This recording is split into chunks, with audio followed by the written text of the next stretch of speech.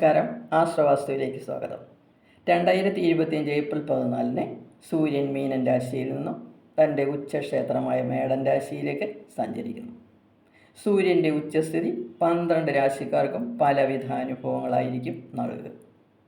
ഇന്ന് ഞാൻ മേടം, ഇടവം, മിഥുനം രാശിക്കാരുടെ സമ്പൂർണ്ണ മേടമാസ ഫലമാണ് പറയുന്നത്. അതിൽ സൂര്യൻ ഉൾപ്പെടെയുള്ള എല്ലാ ഗ്രഹങ്ങളുടെയും ഫലങ്ങൾ ഉൾപ്പെടും. മേടൻ രാശി. അശ്വതി, ഭരണി, കാർത്തികകാൽ എന്നീ നക്ഷത്രങ്ങൾ ചേർന്നതാണ് മേടൻ രാശി. മേടൻ രാശിയുടെ 5ാം ഭാവാധിപനായ സൂര്യൻ മേടമാസത്തിൽ മേടൻ രാശിയുടെ ജന്മത്തിലാണ് സ്ഥിതി ചെയ്യുന്നത്. മനക്ലേശങ്ങളും ശരീരപീഡയും ബന്ധുക്കളുമായ അഭിപ്രായ വ്യത്യാസങ്ങളും അനാവശ്യ യാത്രകളും അമിതമായ ചിലവുകളുമാണ് ജന്മത്തിൽ സഞ്ചരിക്കുന്ന സൂര്യൻ സാധാരണമായി നൽകുന്നത്. എന്നാൽ ഇവിടെ സൂര്യൻ ഉച്ചസ്ഥനാണ്. സൂര്യൻ്റെ ഉച്ചക്ഷേത്രമാണ് മേടം ആയതിനാൽ സൂര്യൻ ഇവിടെ അനുകൂല ഫലങ്ങളായിരിക്കും നൽകുന്നത്. കർമ്മരംഗത്ത് ഉയർച്ചയും പേരും പ്രശസ്തിയും അംഗീകാരങ്ങളും സൂര്യൻ നൽകും. 5ാം ഭാവാധിപനായതുകൊണ്ട് സന്താനങ്ങളെക്കുറിച്ച് അനുകൂല വാർത്തകൾ ലഭിക്കും. മുടങ്ങിക്കിടന്നിരുന്ന കുട്ടികളുടെ വിദ്യാഭ്യാസം പുനരാരംഭിക്കും. ആഗ്രഹിക്കുന്ന കോഴ്സുകളിൽ പഠനം തുടരാൻ കഴിയും. വിദേശ വിദ്യാഭ്യാസത്തിന് പോകാൻ അനുകൂല സമയമാണ്. വിവാഹാലോചനകൾ മുടങ്ങിയിരുന്ന മക്കളുടെ വിവാഹം നടക്കും. മനസ്സിന് സന്തോഷവും ബുദ്ധിപരമായ പ്രവർത്തനങ്ങളിൽ വിജയവും ഉണ്ടാകുന്ന സമയമാണ്. 10ാം ഭാവാധിപനായ ശനി 12ാം ഭാവത്തിലാണ് സ്ഥിതി ചെയ്യുന്നത്. തൊഴിൽ സ്ഥലത്ത് സുഖം കുറഞ്ഞിരിക്കും. അലച്ചിലുണ്ടാകാം. ശത്രുക്കൾ മൂലം കർമ്മവിഘ്നവും ഉണ്ടാകാം. എന്നാലും കർമ്മരംഗത്ത് ഉയർച്ചയും പ്രശസ്തിയും ഉണ്ടാകും. കാരണം സൂര്യൻ്റെ ഉച്ചസ്ഥിതി തന്നെ. സഹപ്രവർത്തകരോട് രമ്യമായി പെരുമാറാൻ ശ്രമിക്കണം. വിദേശത്ത് ജോലി ചെയ്യുന്നവർക്ക് അനുകൂല സമയമാണ്. 7ാം ഭാവാധിപനായ ശുക്രൻ 12ൽ ബലവാനായിട്ടാണ് നിൽക്കുന്നത്. ബിസിനസ്സുകാർക്ക് ചിലവുകൾ കൂടുന്ന സമയമാണ്. 12ൽ സഞ്ചരിക്കുന്ന ശുക്രൻ നാനാതരത്തിലുള്ള വരുമാനങ്ങൾ നൽകും. ശയനസുഖവും സമ്പൽ സമൃദ്ധിയും നൽകും. ആർഭാട ജീവിതം നൽകും. സുഖജീവിതത്തിനായി പണം ചെലവാക്കും. ബിസിനസ്സുകാർ പണം ചെലവാക്കുന്നത് സൂക്ഷിക്കണം. ബിസിനസ് പക്ഷേ നല്ല നിലയിലേക്ക് എത്തും. 5ാം ഭാവാധിപനായ സൂര്യൻ ഉച്ചസ്ഥനായതുകൊണ്ട് വിദ്യാർത്ഥികൾക്ക് എല്ലാ കാര്യങ്ങളിലും സാമർഥ്യം കൂടും. ഇൻ്റർവ്യൂകളിൽ തിളങ്ങാൻ കഴിയും. മെഡിക്കൽ സ്റ്റുഡൻസിന് സമയം വളരെ നല്ലതാണ്. ഉദ്യോഗാർത്ഥികൾക്ക് സമയം അനുകൂലമാണ്. പ്രണയിക്കുന്നവർക്കും അനുകൂല സമയമാണ്. ദമ്പതികൾക്ക് സമയം സാമാന്യമാണ്. മെയ് 14 വരെ 2ാം ഭാവത്തിൽ സ്ഥിതി ചെയ്യുന്ന ഗുരു ധനവരവും സന്താന ഗുണവും കർമ്മരംഗത്ത് പുഷ്ടിയും നൽകും. ശത്രുക്കളുടെ നാശവും പ്രശസ്തിയും മനസുഖവും കുടുംബത്തിൽ സന്തോഷവും നൽകും. ദൈവാധീനം കൂടിയിരിക്കുന്ന സമയമാണ്. 4ാം ഭാവത്തിൽ സ്ഥിതി ചെയ്യുന്ന ചൊവ്വ ശത്രുക്കളുടെ വർധനവിനെ സൂചിപ്പിക്കുന്നു. ബന്ധുക്കളുടെ വിരോധവും ഭയവും സ്ഥാനഭ്രംശവും പ്രതീക്ഷിക്കാം. ഉദരരോഗമുണ്ടാകാൻ സാധ്യതയുണ്ട്. മാതാവിന് ക്ലേശങ്ങൾ ഉണ്ടാകാം. വാഹനം, വീട് എന്നിവയുടെ ക്രയവിക്രയം ഈ സമയത്ത് നടത്തരുത്. നല്ലതല്ല. ലാഭം കുറയും. ചൊവ്വ നീചഭംഗ രാജയോഗത്തോടു കൂടി നിൽക്കുന്നതുകൊണ്ട് ദോഷഫലങ്ങൾ കുറയും. 6ലെ ശിഹി ധനലാഭവും സുഖവുമാണ് മെയ് 18 വരെ നൽകുന്നത്. മെയ് 7 വരെ ബുധൻ 12ാം ഭാവത്തിലും ശേഷം ജന്മത്തിലുമായിരിക്കും സഞ്ചരിക്കുന്നത്. 12ാം ഭാവത്തിൽ സഞ്ചരിക്കുന്ന ബുധൻ പ്രതികൂല ഫലങ്ങളാണ് നൽകുന്നത്. കാര്യവിഘ്നവും ധനഹാനിയും സുഖഹാനിയുമാണ് ബുധൻ ഈ ഭാവത്തിൽ നിൽക്കുമ്പോൾ നൽകുന്നത്. പക്ഷേ 12ൽ ബുധൻ നിൽക്കുന്ന സമയം വിദ്യാർത്ഥികൾക്ക് നല്ല സമയമായിരിക്കും. 12ലെ സർപ്പൻ ധനച്ചിലവുകളെ സൂചിപ്പിക്കുന്നു. മേടൻ രാശിക്കാർക്ക് 7ൽ ശനിയുടെ തുടക്കമാണ്. ശനി ആദ്യഘട്ടമായ 12ാം ഭാവത്തിൽ 2025 മാർച്ച് 29 സഞ്ചരിച്ചു കഴിഞ്ഞു. ഇത് ചിലവുകളെയും പ്രവർത്തന ക്ലേശങ്ങളെയും മനക്ലേശത്തെയും ദൂരയാത്രയെയും സൂചിപ്പിക്കുന്നു. പ്രമുഖ ഗ്രഹങ്ങളായ സൂര്യനും ഗുരുവും ശുക്രനും ശിഹിയും നല്ല ഫലങ്ങളാണ് മേടമാസത്തിൽ മേടൻ രാശിക്കാർക്ക് നൽകുന്നത്. അതുകൊണ്ട് 7ര ശനിയുടെ തുടക്കത്തിലുള്ള പ്രയാസങ്ങളൊന്നും തന്നെ മേടൻ രാശിക്കാർക്ക് അനുഭവത്തിൽ ഉടനെ വരികയില്ല.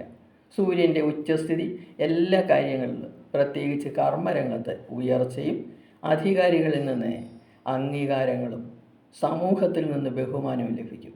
അങ്ങനെ മേടൻ രാശിക്കാർക്ക് മേടമാസത്തിൽ നല്ല അനുഭവങ്ങളായിരിക്കും ഉണ്ടാകുക.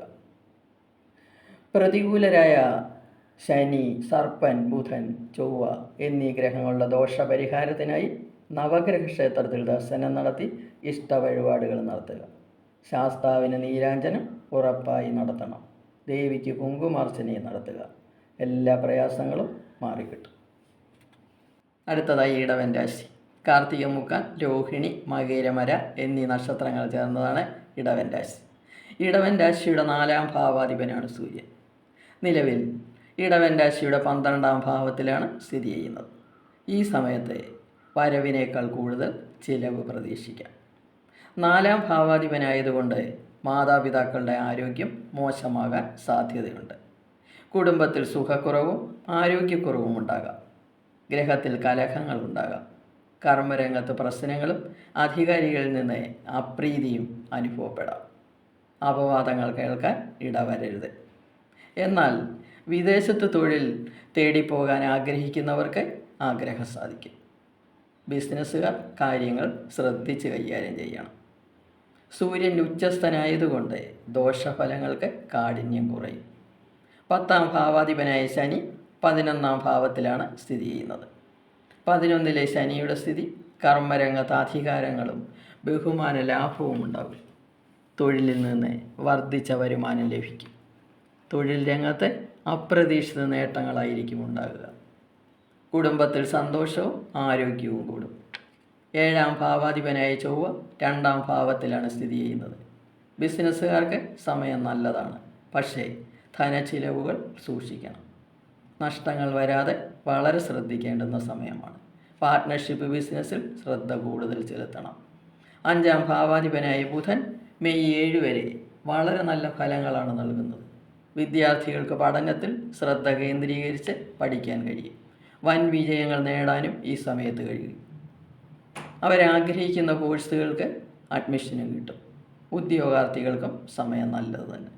പ്രണയിക്കുന്നവർക്കും ദമ്പതികൾക്കും അനുകൂല സമയമാണ്.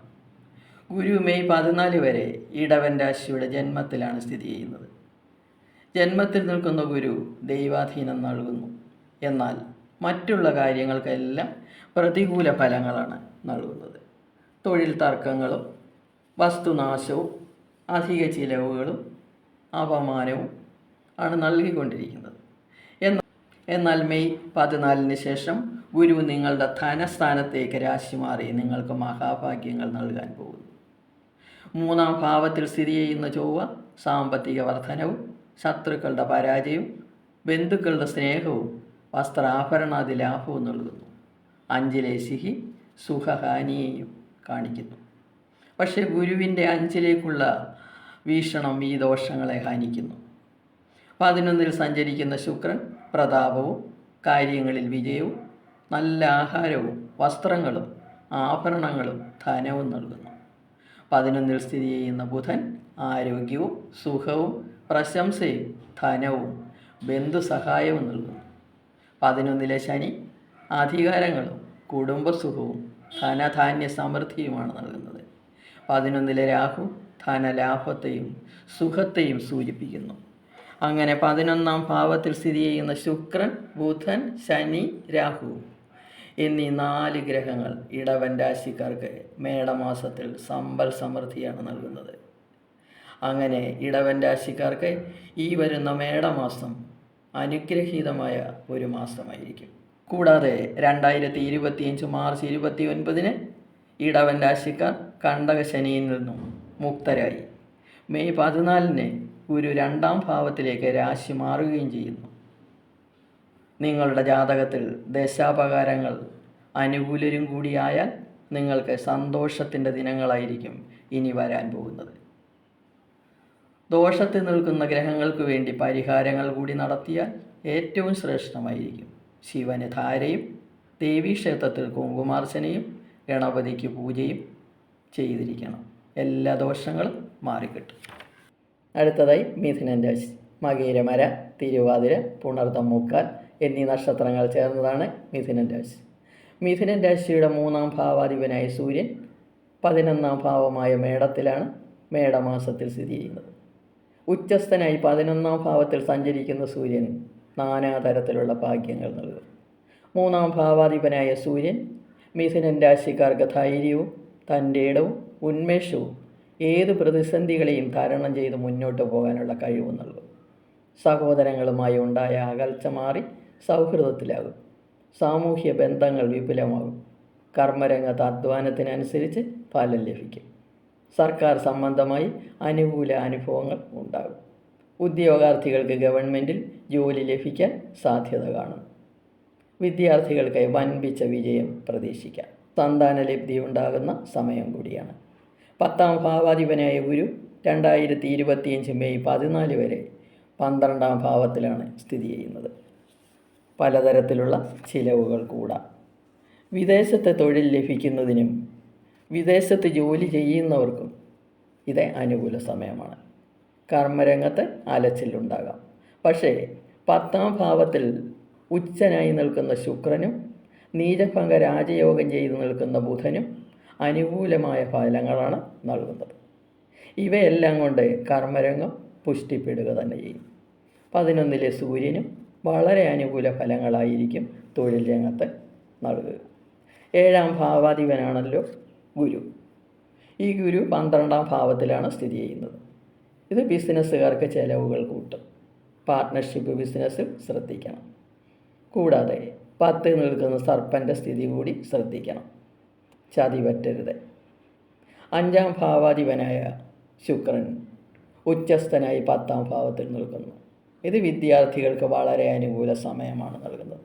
ഉന്നത വിജയങ്ങളും അംഗീകാരങ്ങളും കീർത്തിയും ലഭിക്കുന്ന സമയമാണ് കുട്ടികൾക്ക്. ഉദ്യോഗാർത്ഥികൾ ശ്രമിച്ചാൽ ആഗ്രഹങ്ങൾ സാധിക്കും. പ്രണയിക്കുന്നവർക്ക് സമയം നല്ലതാണ്. ദമ്പതികൾക്ക് കുഴപ്പമില്ല. 2-ാം ഭാവത്തിൽ നിൽക്കുന്ന 6-ഉം 11-ഉം ഭാവാധിപനായ ചൊവ്വ ശാരീരിക ക്ഷീണവും കാര്യങ്ങളിൽ പരാജയവും ഉണ്ടാക്കും. ധനച്ചിലവുകളും പ്രതീക്ഷിക്കാം. 4-ലെ ശിഖി കുടുംബത്തിൽ കലഹമുണ്ടാക്കാം. മാതാവിന് ക്ലേശങ്ങളും അമിത ചിലവുകളും ശത്രുത്വവും ഉണ്ടാക്കും. 10-ലെ ബുധനാണ് വലിയ ഭാഗ്യങ്ങൾ നൽകുന്നത്. ശത്രുക്കളുടെ പരാജയവും കർമ്മരംഗത്ത് പുതിയ സ്ഥാനലാഭവും ബുധൻ നൽകുന്നു. 10-ലെ സർപ്പനും 4-ലെ ശിഖിയും നല്ല ഫലങ്ങളല്ല തരുന്നത്. 10-ലെ ശനി കണ്ടകശനിയുടെ ഫലങ്ങൾ നൽകുന്നു. മാർച്ച് 29-ന് നിങ്ങൾക്ക് കണ്ടകശനി തുടങ്ങി. പക്ഷേ ഈ മാസം 11-ാം ഭാവത്തിൽ നിൽക്കുന്ന പ്രമുഖനായ സൂര്യൻ നിങ്ങൾക്ക് നല്ല ഫലങ്ങൾ നൽകിക്കൊണ്ടിരിക്കും. അങ്ങനെ മേടമാസം നിങ്ങൾക്ക് അനുകൂലമാകും. പ്രതികൂലരായി നിൽക്കുന്ന ഗ്രഹങ്ങൾക്ക് വേണ്ടി പരിഹാരങ്ങൾ ചെയ്യുക. നവഗ്രഹ ക്ഷേത്ര ദർശനമാണ് ശ്രേഷ്ഠം. ഇഷ്ടവഴിപാടുകളും നടത്തുക. എല്ലാവർക്കും നന്മകൾ നേർന്നുകൊണ്ട് നിർത്തുന്നു. ഇനി അടുത്ത വീഡിയോയുമായി വരാം. വീഡിയോ ഇഷ്ടപ്പെട്ടെങ്കിൽ സബ്സ്ക്രൈബ് ചെയ്യുക. സംശയങ്ങൾക്ക് വാട്സപ്പ് നമ്പറിൽ ബന്ധപ്പെടുക.